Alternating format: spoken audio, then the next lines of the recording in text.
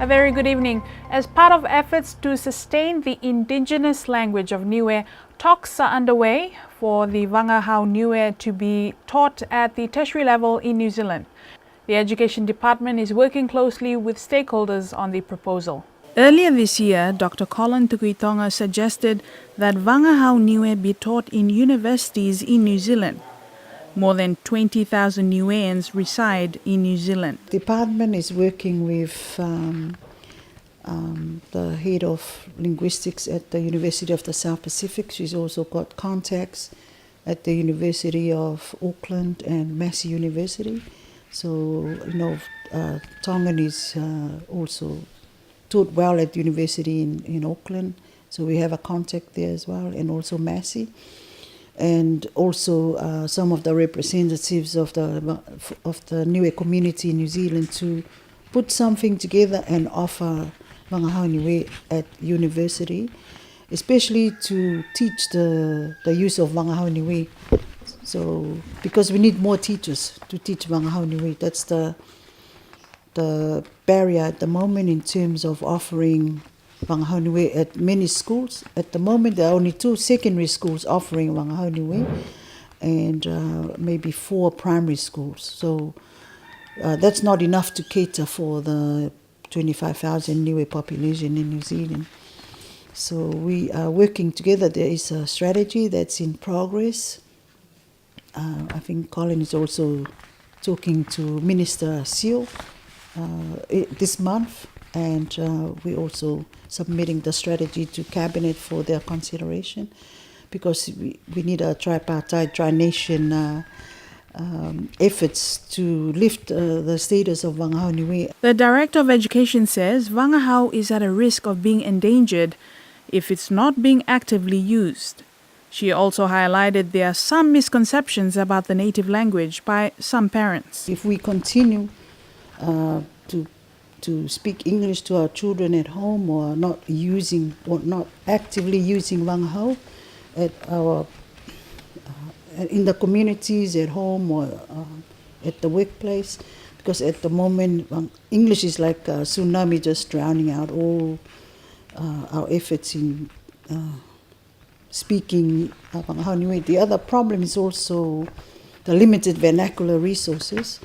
Last year we produced our first dual resources. So these are journals for primary school. We printed 6 titles, both in English and Wangahau, and it costs $7,000 to produce 100 copies of each of those resources.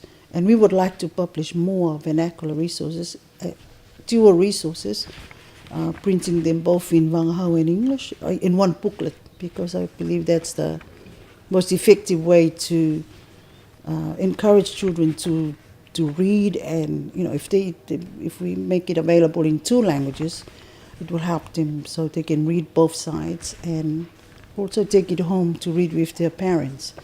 The other barrier is that I think parents are misguided in thinking that if their children speaks English only, they would fast track or help them towards academic success. But we all know if you're bilingual or trilingual, as some of our students here on Niue, that will also help support a person's intellectual capability. A new barge is expected to arrive in Niue in the very near future, says advisor to the Premier Wayne Harris-Dorr.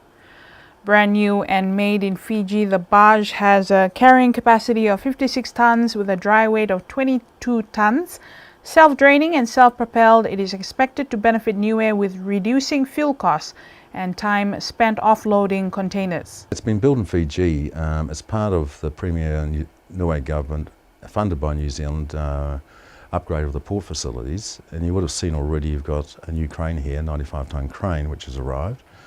The barge is part of that program, and the barge will be capable of being self-propelled. It won't need a workboat to be alongside it. It's self-draining, it has a bow thruster, It's also capable of going out deep sea if you have yachts in trouble, as an example, to go and save them or transfer fuel or do something else like that. The existing people at Outside Services will be responsible for it. Potentially we're going to sail it from Fiji to Niue, so we're not going to ship it down here, it will be sailed. It's capable of sailing in open water. At that point, the Premier no doubt will make a decision who may go on that trip, and that would be a form of training to understand how to operate it. Wayne anticipates the barge to sail to Niue following completion stages in August. The barge is expected to be completed late August, and it will take around about 4 to 5 days to sail it from Fiji to Niue.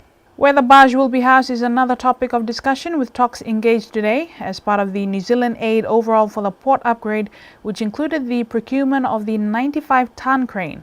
The barge has an estimated value of $800,000, fit for oceanic voyaging. The Japanese government, in partnership with Niue Tourism, has funded the upgrading of 8 sea tracks around the island with a value of $220,000. Niue Tourism Chief Executive Officer Felicity Boland says the Japanese ambassador himself offered the upgrade assistance after touring Niue last year, where he noticed attention required at several of the tracks he'd visited.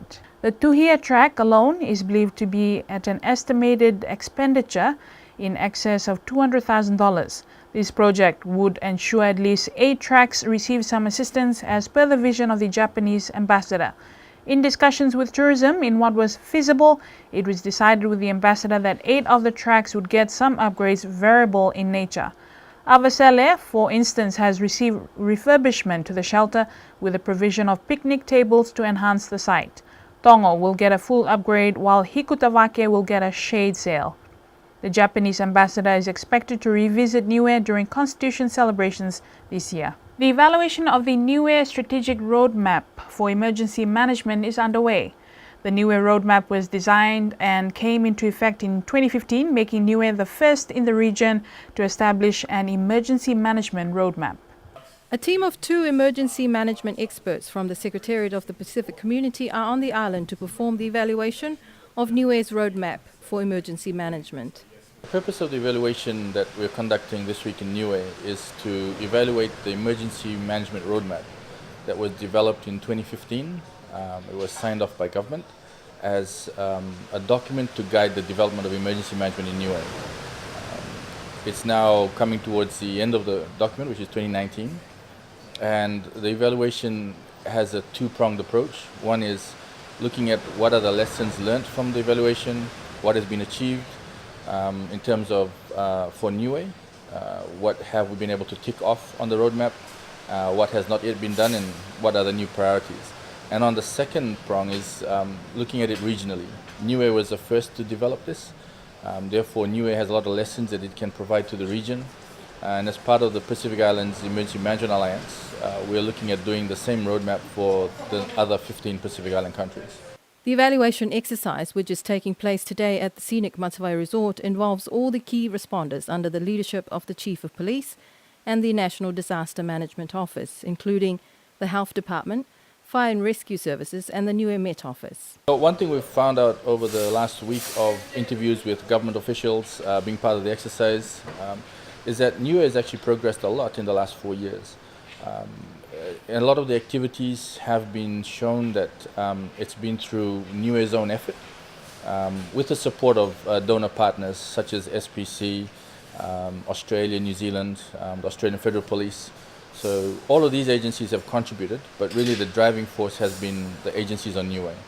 A good example that you have now is the Joint Emergency Operations Centre building that is currently in the stages of construction. That is an excellent example to the rest of the Pacific of how you can all work together for a common cause. One thing that we are definitely looking at is what are the next priorities for Niue? Where do we want to go in the next 4 years? We've achieved a lot, and also moving forward, there's a lot more opportunities out there.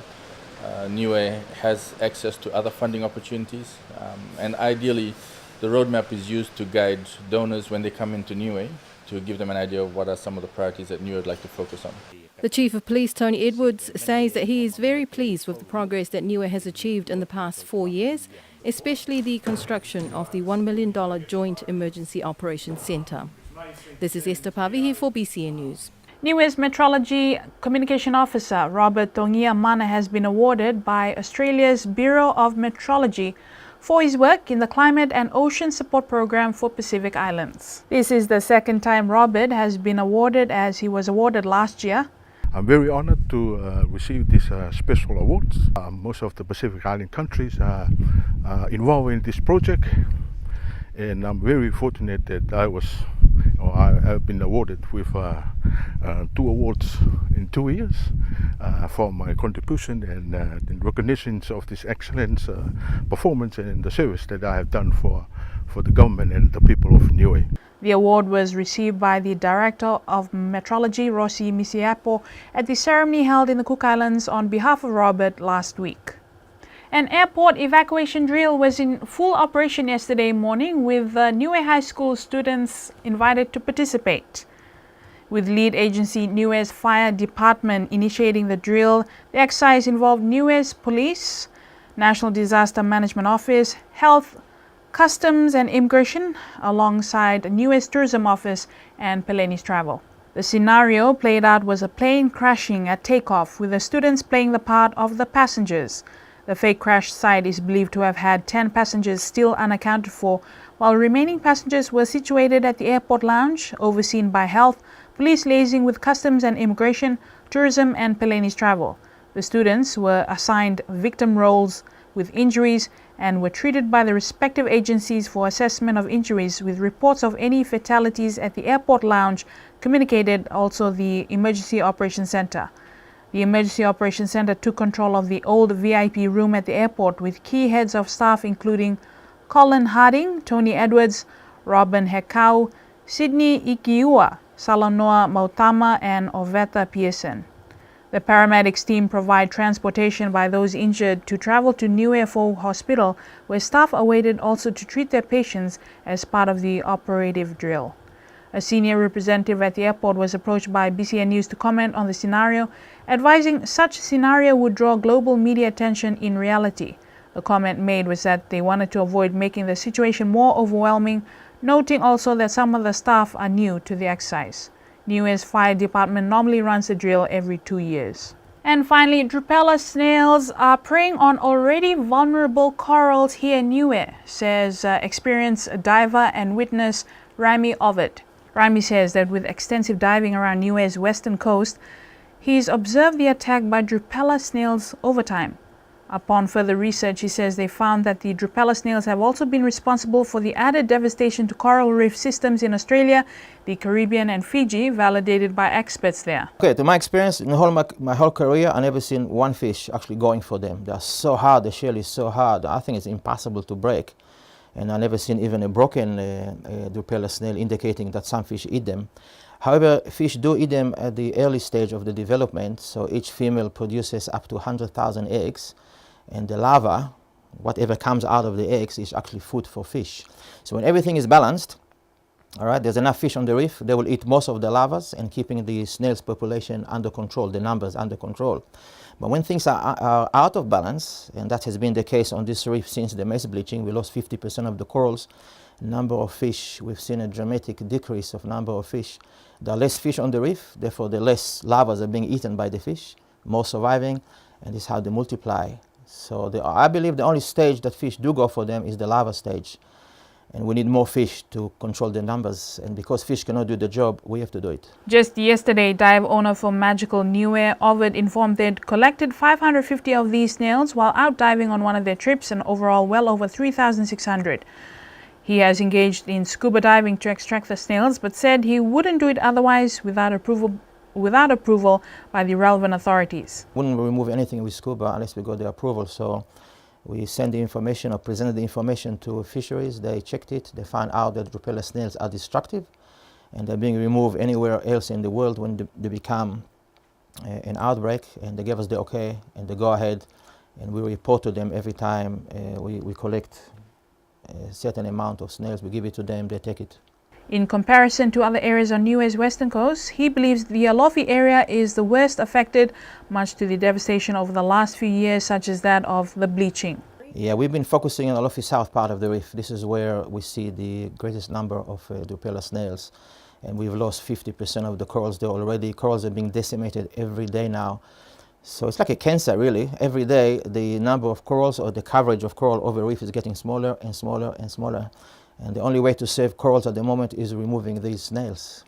Ovid added he's unaware what consumes the snail, noting the natural predator could be absent in number, therefore the increased presence in the area. He advised it was suggested crayfish prey on the snails, but even he said as hard as he's tried, the snails are absolutely difficult to destruct. And that's it for tonight. Thank you for joining us. Have a good night.